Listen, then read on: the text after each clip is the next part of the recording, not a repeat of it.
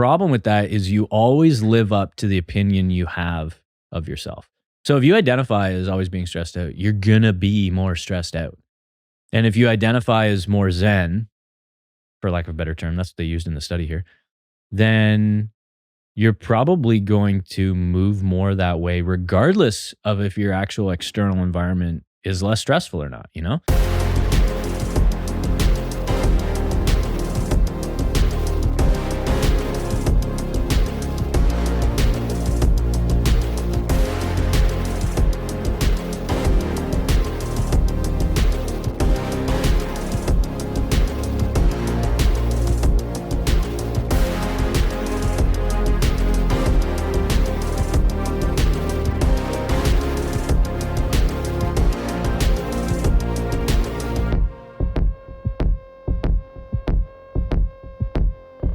All right, we're back. We're back with another episode. This one, I'm going to talk about stress, but in a cool way. Everybody's stressed. I'm not stressed. Well, maybe I am stressed. Alex, are you stressed? You know what I think? Stress is funny when people are like, oh, I'm super stressed out. Because what they usually mean is like, I have a lot going on and I'm not enjoying it. You know what I mean? It's like, I feel like that's kind of like, it's a funny question that way. That's kind of how I see it. Because there's a lot of people that I work with, clients, where they're like, I look at their life, I'm like, it's a lot of stress. But they don't really say they're stressed. In fact, it rarely comes up. They don't really behave negatively about it, that I can tell anyway, or the way it would affect their fitness. But then you kind of see the opposite with other people where I'm like, I see their life. I'm like, it seems a lot less stressful, but they feel more stressed. There's this like subjective level to it, or at least has to do with perception, which I'm going to get to in a second. And stress relates to fitness and, you know, specifically weight loss, which is what I'm really good at helping people with. And it relates very closely to that in many, many ways. It's like I find people that are at least perceive themselves to be less stressed in general typically have higher chances of success. And I think a lot of people look at that and like, oh, my life's really, really stressful, so maybe I'm not in a good place to start a weight loss journey. But I think that's kind of misguided. I would look at it more like the best time to do something like this is always now. It doesn't matter. You're never going to get the perfect time to do it, but you'll always be stressed. But it's more about, can we figure out better ways to manage the stress? Because if you can do that, it's probably you're going to be less stressed, even though your stress is actually quite high. If you're managing it better, you feel less stressed, which is great. But to kind of highlight this, I wanted to go over an Instagram post that Dan Garner talked about. I think his handle on Instagram is at Dan Garner. I think, but he is a performance nutrition coach, among other things. And he works with a lot of top UFC athletes. And he had a really, really good post about this. He was sharing a study, and the study was called, I have the name here. It was about how people perceive stress. People who self-identify on being very stressed or zen. So it's kind of like, I think they were looking at like the lab markers and I think some like subjective reports as well in regards to those people, both those kind of like two camps, people that self-identify as being very stressed and people that self-identify as being more quote unquote zen, I guess, less stressed. I'm chill, dude. Those type of people, you know? And I think this is like what I was saying before. It is common. I think it's quite common for people to assign themselves the label of just being stressed out. Like it's just an easy like default for people like, oh, I'm just really stressed. And that can sometimes sound dismissive. And that's not my intention here. But it's because if people are stressed out, they're stressed out. That's the truth for them. That's fine. But the problem with that is, you know, and Dan mentioned this in his Instagram caption, is he said, the problem with that is you always live up to the opinion you have of yourself. So if you identify as always being stressed out, you're going to be more stressed out. And if you identify as more zen, for lack of a better term, that's what they used in the study here, then you're probably going to move more that way, regardless of if your actual external environment is less stressful or not, you know? So you are in control of that more than you think. I think a lot of people don't realize that. I see this as well as like kind of a self-limiting belief, to be honest. It's like it kind of gives you a cop out to just not pursue excellence or go after certain goals in life. It doesn't have to be fitness related, just anything. Starting a new business, starting a family, um, going on a vacation or a trip, or going to volunteer in another country. I don't know, just something. And that it does serve as this like cop out to not pursue that. I think it's like, oh, I'm just too stressed, I can't do it. People certainly do that with weight loss goals, right? It's like that's definitely a really, really common one. It's like, oh, this isn't a good time, I don't want to start now because I'm just way too stressed, so I can't do it, is usually the follow-up, right? And then there you go, you've already kind of decided that you can't do it. So you know what, if you decided you can't do it, you are right about that. And that will be true. So and the opposite is true too, which is kind of the exciting and empowering part, to be honest. Is like, it's that whole quote. It's like, whether you believe you can or you can't, you are right. I've seen this, like these differences in perspectives in relation to perception of stress across all the different clients that I've worked with over the last 8 years or so. It's interesting because like there'll be wildly different external stresses in their lives, but I'll see wildly different perceptions of those stresses in regards to how those clients behave, how they report this to me, how they talk about their stresses, how they talk about their lives, how they talk about themselves, how they talk about their fitness goals, and how they talk about the challenges around that. So it's not the people that have the most stress have a worse time achieving their fitness goals. It's the people who manage the stress the most poorly have the hardest time. That's the difference. It's not, I have so much going on, so I won't be able to do this. It's, I have a lot going on. Well, I mean, that's what people believe, I guess. But the truth is, I have a lot going on. And so the truth of the matter is, it does make it harder, but it doesn't make it impossible. It just puts the onus on you to find ways to manage it in a healthy way that allows you to still hit your goals, right? The lesson that I've learned is the actual stress externally. So the actual things going on in someone's life, and this would be true in my life. Like this is what I mean. I'm not necessarily I use my clients as an example, sure, but I use my own life because I've been through very, very stressful experiences. And I don't even know if I'm less stressed than I was a handful of years ago, even though I was I definitely felt more stressed out years ago. But I don't know if my stress has decreased at all. It might have actually increased. I think I just have improved drastically how I manage it and how I view myself. That's the big thing here, is like just my own self-perception and how I view myself as it relates to managing stress. Like I feel like I'm capable. I feel like I'm confident. I feel like I can handle it. And because of that, I feel less stressed, even though the actual things going on in my life, if you actually look at them on paper, there's probably a lot more stress actually than what I was going through 5-6 years ago. So I think it's like the actual stress, like those external stresses, they actually matter far less than actually how you choose to perceive it internally. That's where the magic sauce is, you know, which is like kind of interesting because then that leads into what I see is kind of like the fun part of all this, which we do have a choice in how we perceive stressful experiences. Like things can be hard, things can be stressful. Things can suck. We can be like, this is dreadful and hard to manage, but it doesn't mean it's impossible. And it definitely doesn't mean that we can't figure out a way to still pursue the goals that we're working towards, you know, despite these things happening. Because that's just a common thing that you see with people where, and you see it, I'll just use weight loss as an example because that's what I help people do. And it's like a lot of the times people will be working towards a weight loss goal they're very excited about, and then stressful experience comes up and they derail or they fall off track a little bit.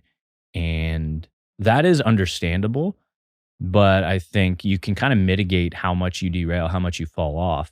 There's a lot of ways we can do that, but one of the ways you can mitigate that is going to be just how you perceive yourself in those stressful situations. If you don't perceive yourself as someone who's capable, someone who's confident, someone who is uh, able to figure it out no matter what happens, then it's going to be way harder for you, regardless of what actually happens. You could just burn the frozen pizza that you were going to have for dinner.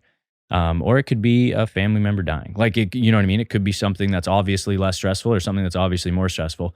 And regardless of what that actually is on that scale of less stressful to most stressful, you're going to have a tougher time if you just don't believe that you can do it, you know? I'm going to go back to Dan's post here because he talked about some of the highlights from this study, and I've kind of given you my thoughts on just like what I've experienced and some of the lessons that I've just gathered from just working with clients and talking with clients and helping them through these their fitness goals in general, but more specifically a lot of weight loss weight loss goals, and how it relates to stress, because it's like pretty rare that I get somebody that's, yeah, I have zero stress on in my life, right? Like, yeah, I work with some people I work with a lot of people that are, retired or semi-retired. And more often than not, they do score a lot lower on stress. Um, they're empty nesters, they don't have kids around, and they don't have to go to work 5 days a week for, 8 to 10 plus hours or whatever it is, sit in traffic and all that stuff. So they can get up, sleep in a bit, go for a walk in the morning. They're in a little bit more control of their daily schedule and what they actually want to do, not what they need to do. So that would make sense. But in most cases, it's like I'm not working with people like that. And the vast majority of my clients are people that are very, very stressed, but they still find a way, and I help them to do that. But we kind of work together, them and me. We work together and collaborate on finding ways to achieve their goal, regardless of their life just feeling like chaotic, unpredictable, and just downright stressful with no with no sign of it becoming less stressful anytime soon. But some of these highlights that Dan had mentioned, just some like the first one here is basically just some of the data around it. So in the study, they said 123 healthy volunteers is, I guess, who they had as far as the sample size in this study, who identify as either, quote, very stressed out, or, quote, Zen. So that's just, going back to the categories of the two type of camps that they kind of put people in based on their own self-reported subjective perception of those things. And we all know people like that. Like, some people probably perceive themselves more so one or the other. The other one here is validated psychological and emotional tests were utilized to determine their degree of self-perceived stress and how this continuum manifested in their blood work. So that's kind of interesting, because what they did is they had this, they had these psychological and emotional tests to determine, the level of their own self-perceived approach to stress, being stressed. And then they compared that with their blood work to see if there was anything correlating there, which would be super, super interesting. The self-perceived stress, the self-perceived stress group ended up scoring higher on depression, anxiety, hostility, and impulsivity. Just super, super interesting. The Zen group, they scored higher for resilience, emotional stability, and positivity, which like aligns with exactly what I was talking about before, kind of just setting that up, which like the resilience, emotional stability, and positivity, like that, those would all be characteristics that would align with like feeling capable, feeling confident, and feeling like I can do this, Resilience is a big one there for sure. I don't know the statistical differences there, but just the fact that the self-perceived stress group, so the people are like, I identify as very stressed, they scored higher on things like depression, anxiety, hostility, and impulsivity. I think most people would see that and be like, yeah, that's unsurprising. If you don't manage stress well,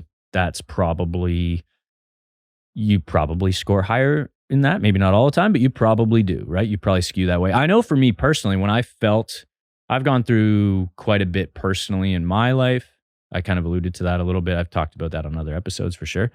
But I've gone through some health issues as well, which I haven't really got into yet, but I probably will do an episode or two about that. And a lot of that would have been like 5, 6 years ago. And I look back and 100%, I scored higher on depression. I had clinical depression. I was on antidepressant medications to help manage that. My anxiety was through the roof every single day. That never seemed to ever come down. Hostility, I probably scored higher on. Impulsivity for sure, which makes sense because it's like I felt bad all the time. So I was just looking for dopaminergic sensations that would make me feel good, So this aligns with, like, honestly, like, my own personal experience as well. Um, he also mentioned despite the two groups differing in their psychological and emotional testing, there were no major differences in their lab biomarkers. So that's interesting. So, and it's good that they actually tested that because it'd be interesting to kind of see um, if there was a major difference. But it sounded like there were some, but no major differences. So there's probably not much you can kind of extrapolate from that. Um, and also even if there was, who would know, like, chicken or the egg? It's like if they did, say the people who were more stressed out, if they had like higher inflammatory markers like CRP and higher liver enzymes and different things like this, it's like, how do we know that those blood markers aren't the cause of the, like, psychological and emotional distress that they have, as opposed to the opposite, right? We don't really know. I'm sure they both feed into each other, but it's that chicken or the egg, like, which came first? I don't know. And I don't know how you tease that out. But uh, Dan also mentioned this. He said, because him being a coach, he said, I've seen this before in coaching many, many times where one comes to me in search of a pill to help them feel better. Yet the only pill they need to swallow is the reality behind their inability to control their emotions. And that's pretty well said. That's probably hard to hear, but if you're someone who needs to kind of take that take that approach and improve that. But because I mean, that was me, to be honest. I was not emotionally stable for a large portion of my life, and definitely a handful of years of my adult life. And that was my problem. It's like I had an inability to control my emotions. And, because of that, I guess chicken or the egg, we don't know which came first, but regardless, related to that, I did not feel capable. I did not feel confident. And I didn't feel like when things came up that I could do it. I could manage it, And so I can definitely relate to that for sure. And now I feel way better about that. I feel the opposite. I feel like I'm in the other camp now, where it's like I do feel like things come up and I'm like, okay, how do I handle this? I feel like I can do it. I don't feel like it's going to be easy, and not necessarily, it doesn't have to be fun, but there's a level of resilience that I have developed from the emotional stability that I've improved upon over the years, and it does does show, like, stark contrast to the way I lived my life a handful of years ago. Dan went on to comment, the researchers seem to agree, and to quote them directly, quote, when people complain of being very stressed out, what they really may be alluding to is an experience of psychological distress that is related to poor emotion regulation capacities, which, just reiterating exactly what Dan said and what he's noticed in his professional experience working with clients. He also mentioned, you'll never be able to control the world around you, but you'll always be able to control the one within you. And I love that because that kind of ties in with what I was saying before I went through these highlights, which is really just like, you do have a lot more control of this than you give yourself credit for. And you might not be good at it. It's not about being good at it or being, if you're able to believe that you're confident and capable, that's very hard to do. That's way easier said than done, right? So just to look at somebody and being like, you're in control of this, just be better, fix it. That's probably not very good advice because it's not that simple.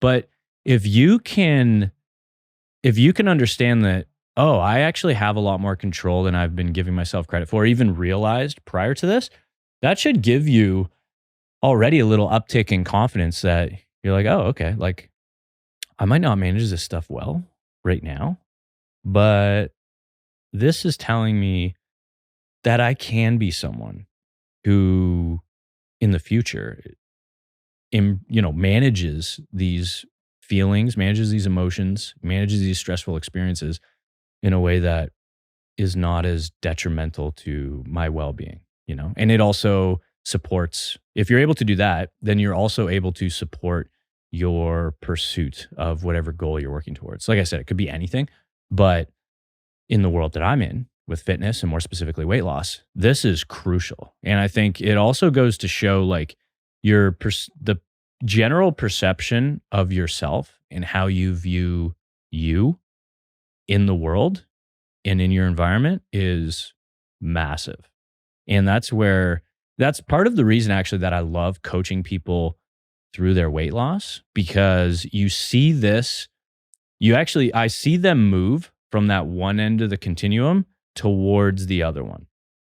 And most people dramatically change, but everyone changes to some extent, which is really cool. And it's like, it's kind of this side effect and natural byproduct of improving your fitness. And for a lot of people, just if they're overweight, losing body fat, where they previously identified as someone who was not very confident, didn't feel capable of stressful experiences, didn't like how they looked, didn't like how they didn't like how they felt, and they didn't feel like they could manage or were in control of just negative experiences that came up in life, which is a hard way to go through life because life has a ton of those experiences and there's going to be more. And I know for me, I've had plenty of those and I'm going to have way more. And I bet you some of them are going to test me a lot and they're going to be bad, or maybe that's not the right word, but they're going to be huge. I'm probably going to get that thought of like, I don't know if I can handle this, you know?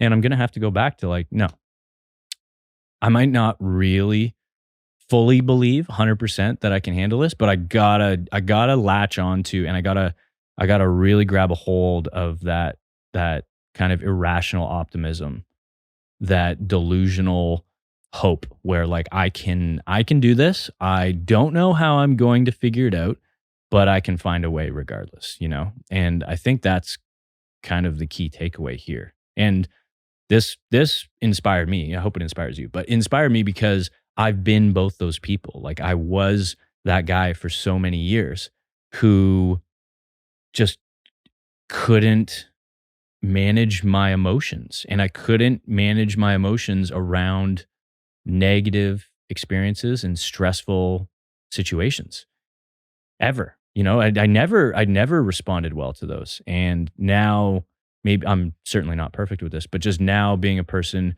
who, you know, very similar situations will now come up that had happened in the past, and I can handle it like it's nothing relative to where I was. And that, it just feeds into my confidence, just gives me even more reason to be like, no, I know what I'm doing. I can look back and be like proud of actually my progress and my improvement in those areas. And it's awesome because it also, being better at that allows me to not hyper focus or obsess over me being bad at this. And I can actually focus on, first of all, that I've gotten better at it, which that's a very positive mindset shift. And then it allows bandwidth and it allows room for me to actually just focus on the stuff I like to do. I can just focus on it, honestly, just enjoying life. I can go for a walk and be bored, you know, like I can go for a 10, 15, 20, whatever, go for a walk, maybe it's longer, but I can just chill, or I could take a break, scroll my phone in the middle of the day during work on the couch, sit with our two little chihuahuas and just like do nothing and feel good about it. I don't need to feel like I'm behind on my work. I don't need to feel whatever it is, or even trips. Like these are just all just examples, right? But just all these like small little things, cooking dinner, whatever. All these little things I can actually enjoy and be in the present moment way better now. And that's actually probably even more important, to be honest, from like a general wellness perspective, is like I can just like experience life in a way more positive way now than when I did before. So yeah, hopefully this inspired you. You can go check out Dan Garner. Oh, his Instagram handle is at Dan Garner Nutrition. I love his stuff. He puts out awesome information. And yeah, if you're watching this episode on YouTube, be sure to subscribe to the channel, like this video, leave a comment of your favorite part, or if you can relate at all to this. And if you disagree at all, I would love to hear that as well. So make sure you leave that in the comments. If you're listening on Spotify or Apple Podcasts. If you can share this to your social media and then tag us on Instagram at Stay Peaked, that'd be wicked. And if you want to chat more about this stuff, I always like having these conversations with people. Then just send me a DM on Instagram at I am Tim Walcott, and we'll go from there. Love to chat with you. Thanks again for listening. We'll be back for more. Love y'all.